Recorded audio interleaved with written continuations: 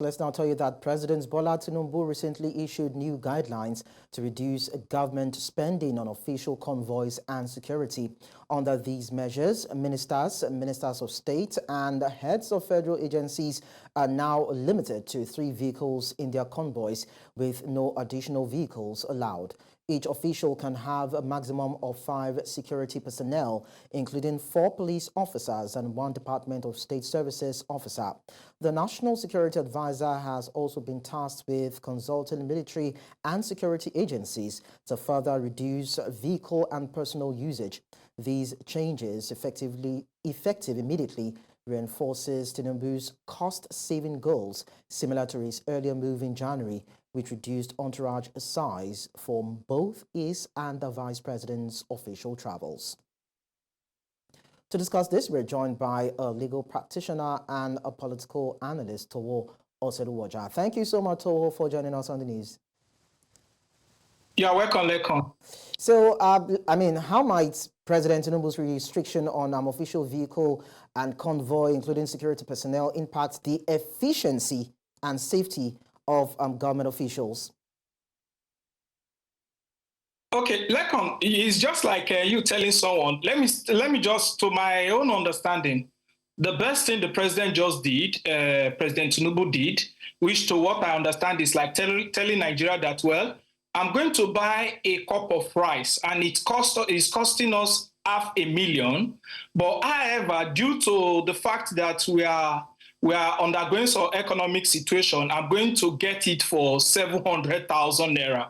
So that we won't be able to be spending in millions. Remember, $500,000 and 700,000. So the president decided to tell Nigerians that, well, I'm not going to get it for $500,000. I'm going to get it for 700,000. So I just want to do away with anything that has to do with million, and let's be dealing with thousand. So if you look at it carefully, you discover that the president is basically not sincere when it comes to the policy and his action as to course of governance.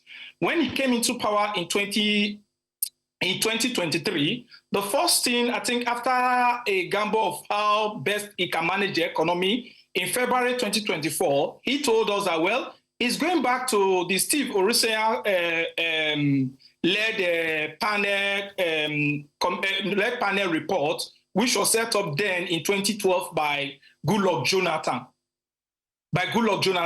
And the report came out in 2014. But surprisingly, that is 8 months into his administration. Surprisingly, 8 months after that pronouncement in February, he's coming out again with more ministers. And I think he should go along the record line that he has more ministers than any other president we've ever had in Nigeria. So look at it from this perspective. Why will a minister in this hard economy be entitled to 4 security personnel?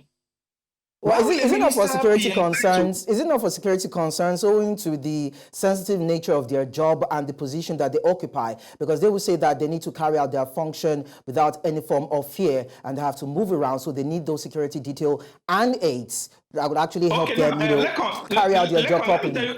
Lekon, let me tell you something. If the society is safe, I see no reason whereby the minister in question or the president in question will go out with the litany of security aids we are having about. Do you understand? We are talking about the low numbers of police officers and the low numbers of security personnel we have in line with the population we are having. And somebody in question, we are talking about now, if the Senate confirmed the new 7 ministerial nominees, we are talking about 47 ministers, then 47 times 4, times 5. You know the numbers of police officers that will be taken off duty just to secure some few individuals. We're not talking about directors. We're not talking about head of parastatals. We're not talking about some of, so mention them. And we should also talk about the new parastatals he have created, the regional, regional commission he has also created. So he has created. So if you look at it, you discover that it's just telling us that, well, we don't want to deal in millions. So instead of going for $500,000, let's go for 700,000. Okay, it's unfair.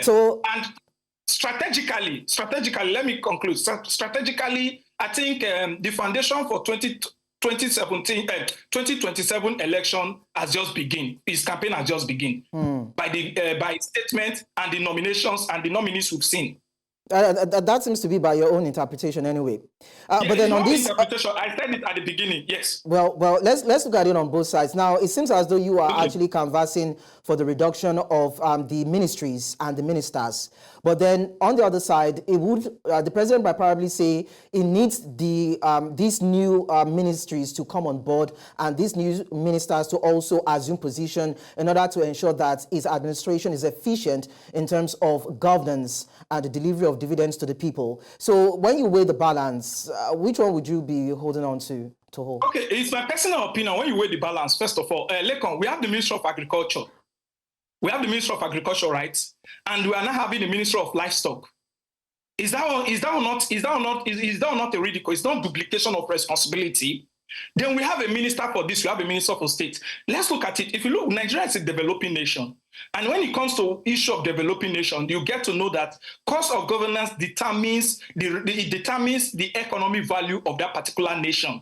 So when you are saying that, okay, you want to run all these things, that's why I'm telling you, politically is very smart and it's very strategic. The election, the road for 2027 has just been laid. Do you understand? But when you look at it on the side of the masses and the current reality of things, I just gave you an example. Now, we have so many of them. You talk about the Ministry of Niger Delta that has now been made a regional ministry. We added more parastatals of Ministry of Southeast and Southwest and all those kind of stuff. Then you now come to know that with time, as time goes on, we will now have Ministry for Delta States, Ministry for Ondo State, just for the purpose of carrying out governance. But governance cannot be carried out in making a larger public institution. Most of these countries we celebrate today are run by private sector in line with what? Okay. Government regulation and government regulation and partnership, not blossom public institutions. Okay, so basically you are saying that this new rejigging of the cabinet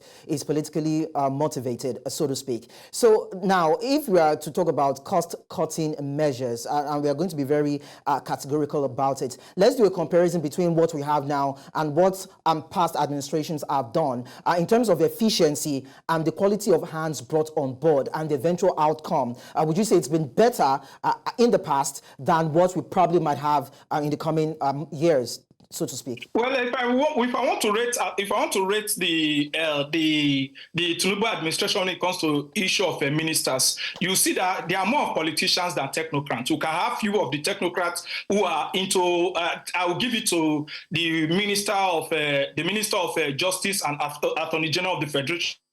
I think to some extent he's trying his best when you look at the aspect of technocrats. But when you look at the other, basically, few of them are technocrats. And if you look at their line and their career path, you know that these are little of politicians than little of politicians and more of administrator.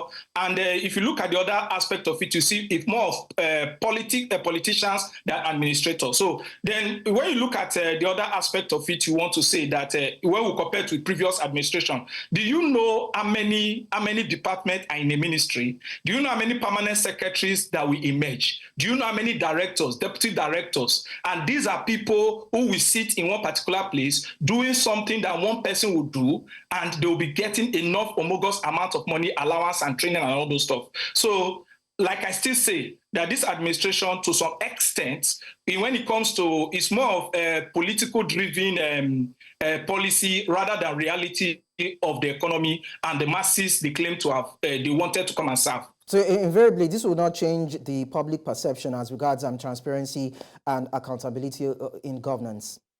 No, well, it's going to say, like I told you now, if you look at the level of our education in Nigeria, you see kudos coming for him, and you see the people, there are only few criticizing. And I'll tell you for free, I have a friend of mine that I follow his post on social media, and every given week I could see the lamentation over this current administration. But surprisingly, his lecturer and a family bosom friend made the new nomination list. And you could see from the past 3 days now, he has been singing praises of the administration. So it's more or less the societal perception as to how governance need to be run or how governance need to be. So, but like I will tell you for free, it's like telling Nigerians that we want to stop spending million, we want to start calling million and start calling thousands. So instead of we going for something of 500,000, which to so many Nigerians will not know is 500,000, let's go for something of 700,000. Okay. So that is at best I can describe. Okay. So to round this up now. Yes. What if we have a high cost of governance as we speak with this cabinet expansion, but then at the end of the day, when you look at the KPI, you discover that the outcome is fantastic. Does that justify the expansion of the cabinet?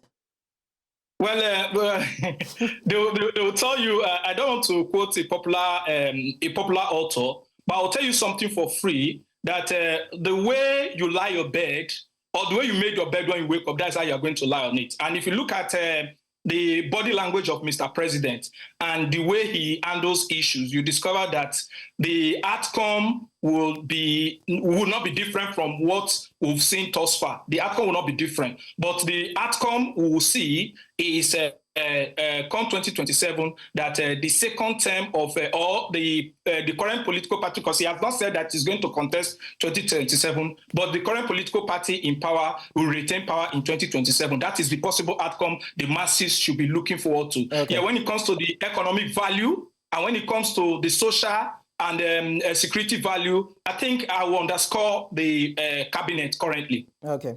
Toho Oserowaja, thank you so much for sharing your thoughts with us. You are welcome.